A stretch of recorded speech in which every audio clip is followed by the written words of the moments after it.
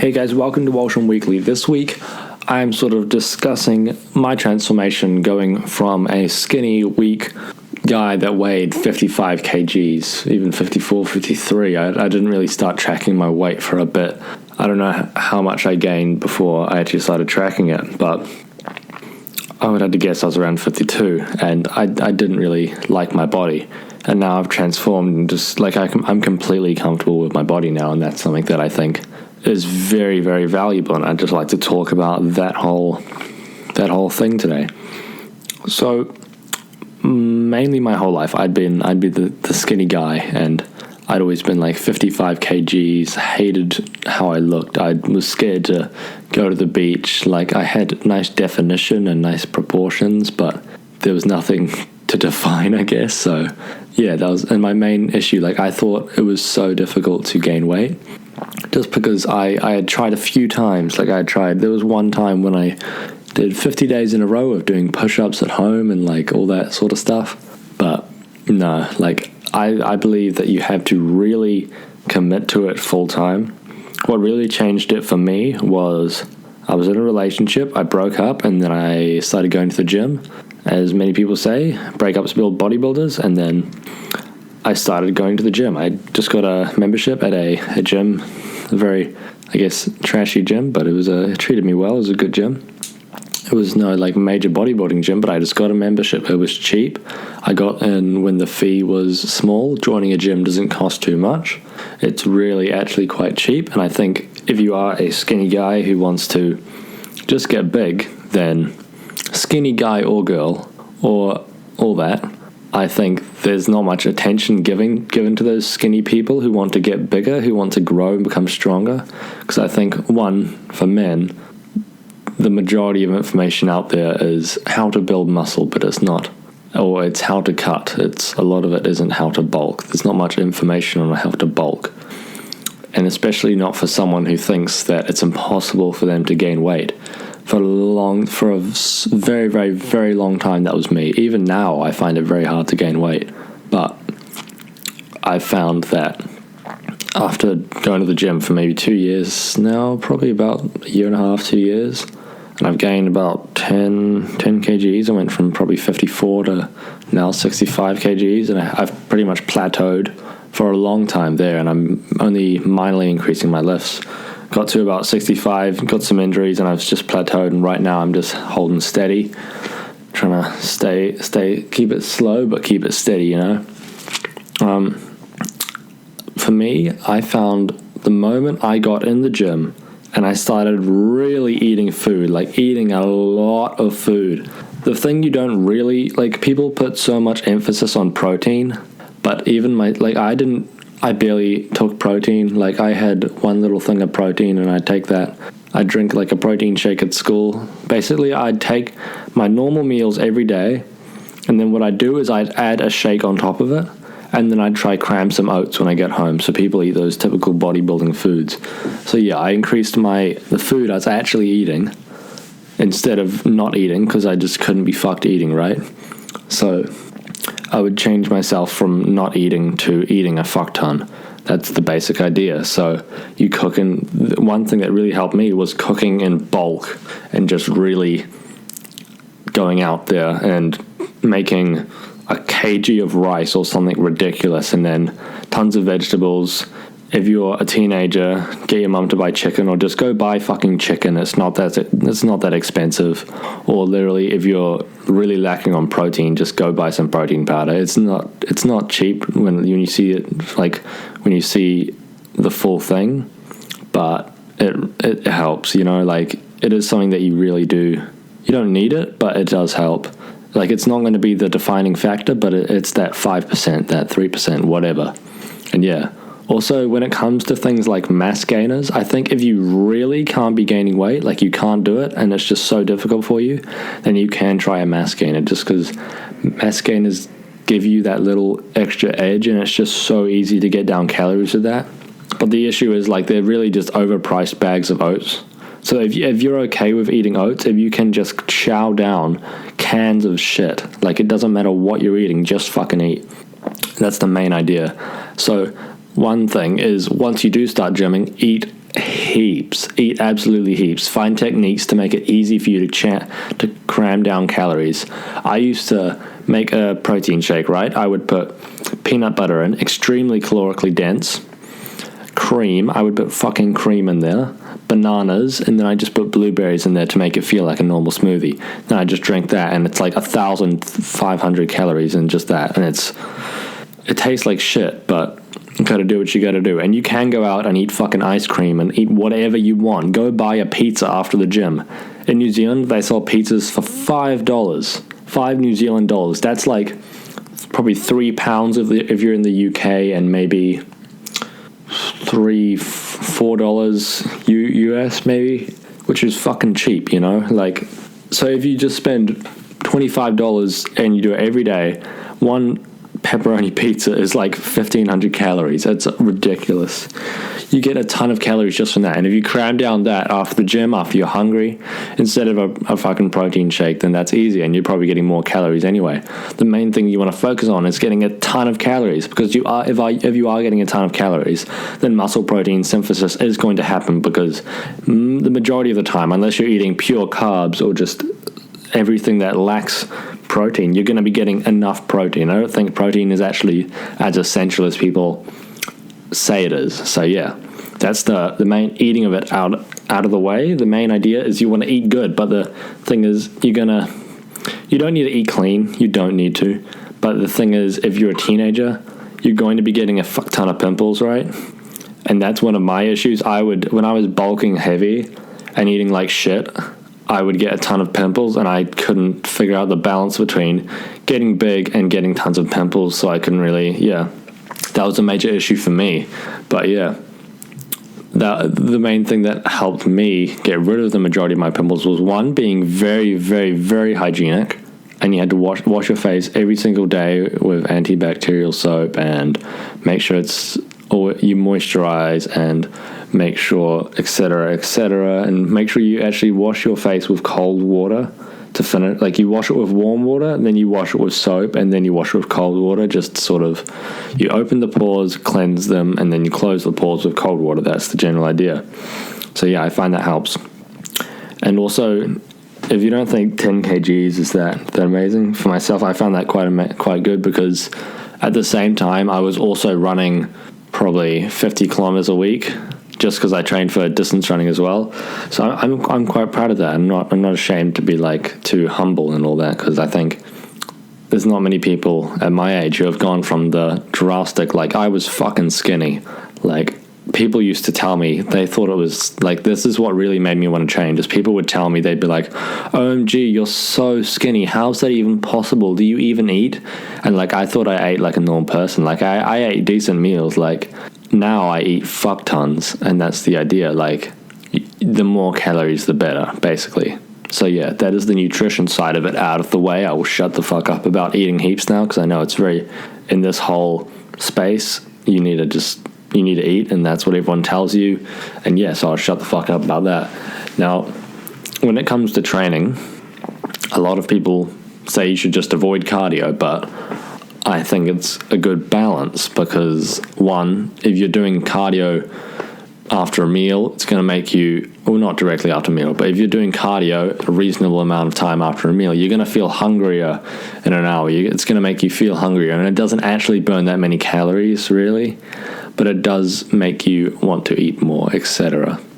So yeah. 2 is, I also think when you're in the gym, you should be actively trying to restrict the amount of calories that you're burning. And the way you do this is doing things like just doing compound exercises.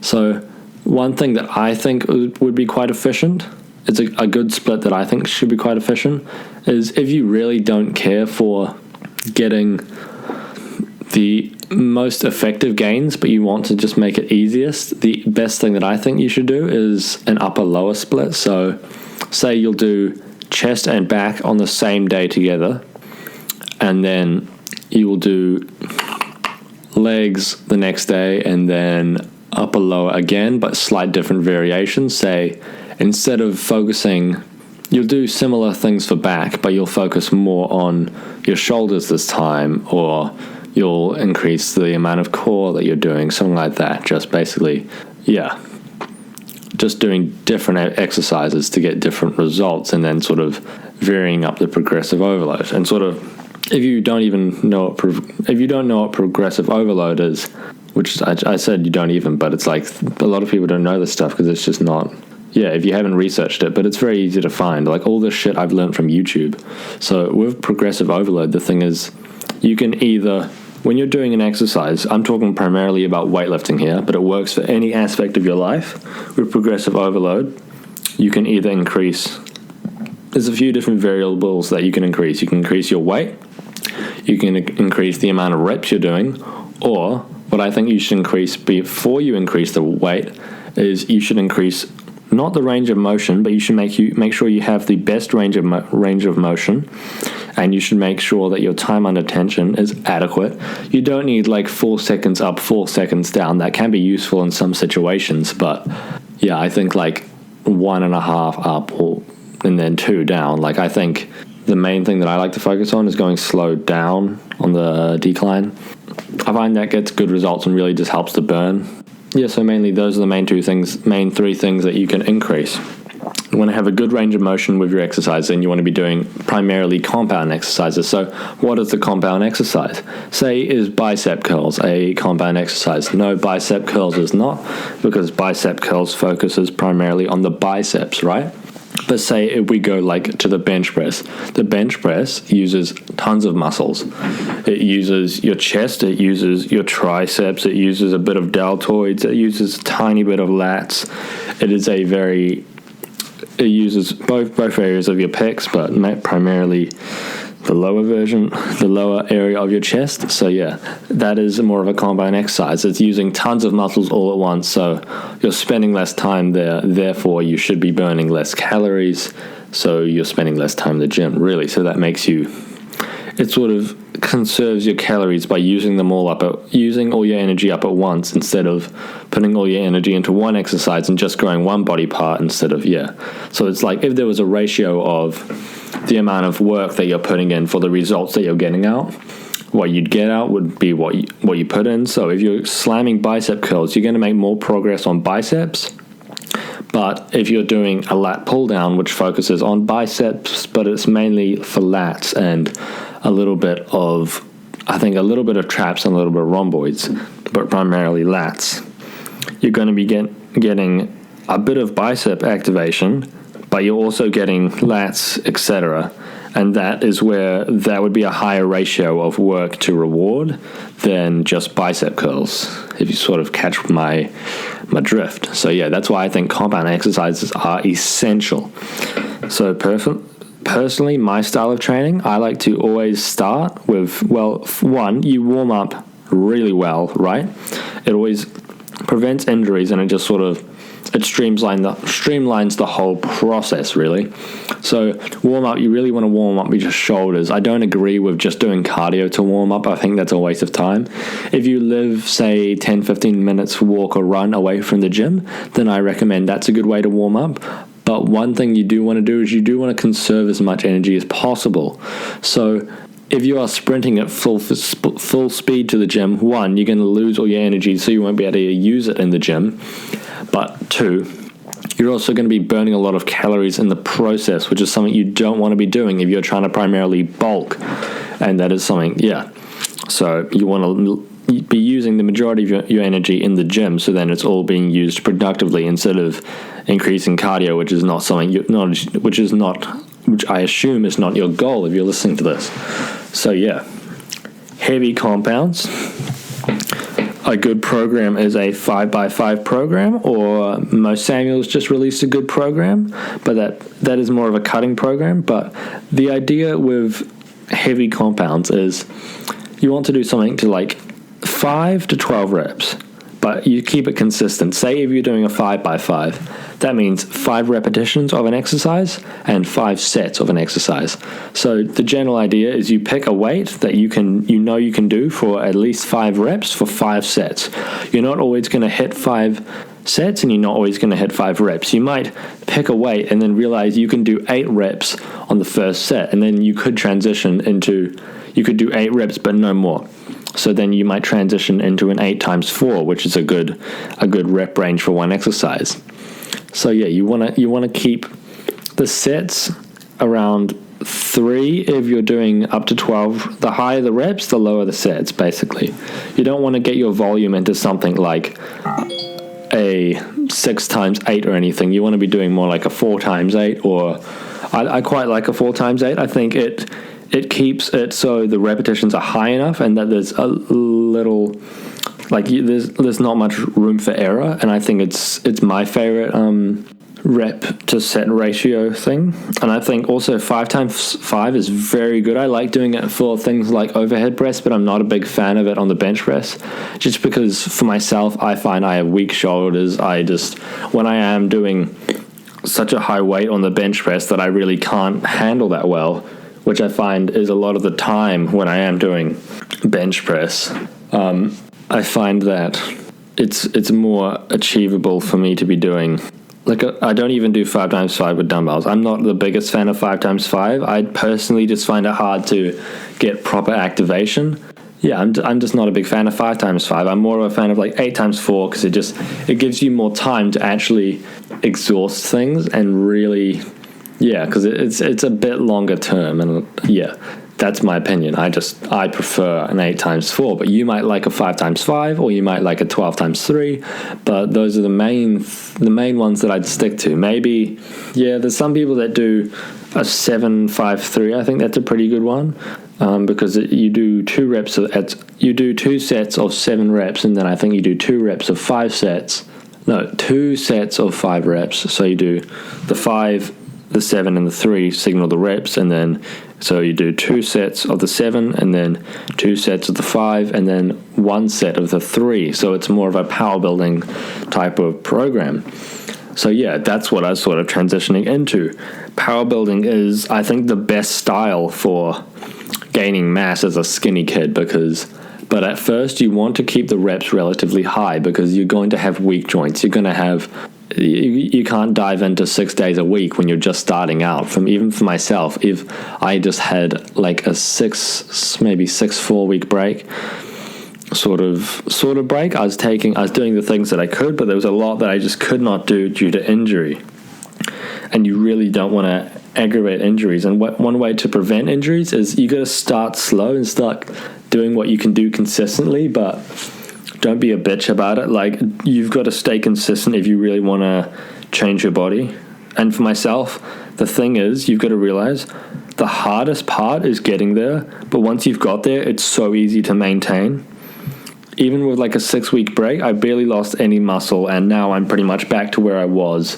I'm just about back to where I was. Now the main thing that's stopping me now is the amount of calories that I need to get in. That is my main next step. So yeah, the main things that I think you need to focus on are getting enough calories in, doing adequate rep ranges, and also focusing on a power building style, just because I think it is the most efficient, and it's also a very, very fun style, and that keeps it interesting. You don't have to be doing the same exercises. You don't have to do the same program every day. You don't have to do anything you don't want to do, but find exercises for every single muscle group.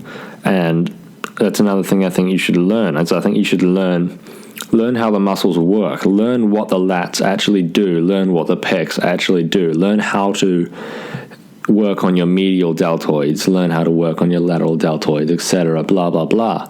So yeah, learn how things work, and then from there, it becomes very, very easy. So the whole thing with nutrition, right, is you might not see why you need to be eating so much because you're lifting weight, but the idea is calories in, calories out, and this whole if it fits your macros movement. Personally, I have never tracked my calories, not once. I have sort of guesstimated my calories. Like, I will look up my calories on a certain meal if I think it's interesting to see how much calories I get, but I've never really tracked my calories because it's not something you need to really do when you're bulking. The idea is if you're trying to filthy bulk, do a dirty bulk, which is you eat whatever you want, as much as you can eat, and that's the basic idea. You just want to eat fuck tons.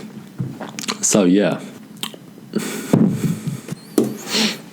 I think that's about it. That's the main thing. Like the keys are work hard in the gym. So push yourself to where you don't think you could keep going, but do it safely. And I don't mean that in the bullshit like, oh, hey, let's all work hard together because hustle. No, I mean it like if you push your muscles to the point where you can't do another rep of that set, and one way that you can do that is you do things like supersets and you do things like drop sets.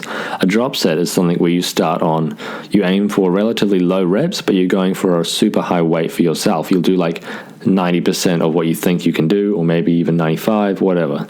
And then for the second set, you'll do something lower that you know you can do pretty with relative ease. And then for the third set, you'll do something that is really easy for you. Not like really, really easy, but say for myself on dumbbell press, I'll use the 20s, and then I'll use the 16s, and then I'll use the 12s or the 14s. That's the general idea, because then by the time you get to the 12s and the 14s, it's surprisingly hard. But with these 3 sets, you do them with 0 rest. The only rest you have is swapping over the dumbbells. That is the only rest you have. So that's the idea with a drop set. With a superset, I think this is really efficient on things like an upper day where you're doing back and chest together. So basically the idea is, say you are doing a pushing movement like bench press. That uses certain muscles that push forward, and it doesn't use any of the muscles that pull in that same plane. So after you've done bench press, you go immediately to, I don't even know what this exercise is called. It's just the pulling, the rowing. Yeah, rowing, fuck. Basically, you go to the rowing machine, not the cardio rowing machine, like the rowing rack, where you row you're just sitting up straight and you're just rowing, basically.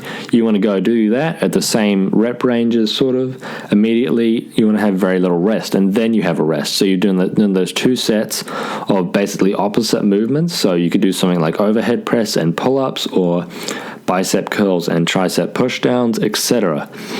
So you've got to find opposite muscles. I can't remember the scientific term for it. It's like dominant and non-dominant muscles or something, or the primary mover or something like that. So yeah, that's the idea of supersets, and those 2 are really effective, but you don't need to be doing those to start off with, but they are really fucking effective. Basically, the idea is you're going to find out what good pain is, and you're going to find out what bad pain is, and you really want to find out what those are. If you do find out what those are and you start to realize, then you want to search for that good pain, because it's not some bullshit like, oh, feel the pain, yeah, then you grow. No, it's literally just your muscles breaking down, which is what happens to make you grow, and that's the general idea. So yeah, I think I've covered the majority of it. If you guys would like to, if you have any questions about any of this, hit me up on the DMs on Instagram at WonkyWalshami. I would love if you would review the podcast and subscribe. It would mean a ton to me. And I would also love if you would check out my Facebook, Medium, etc. I will leave it all in the show notes of this podcast. Thank you guys very much for listening, and have a good day.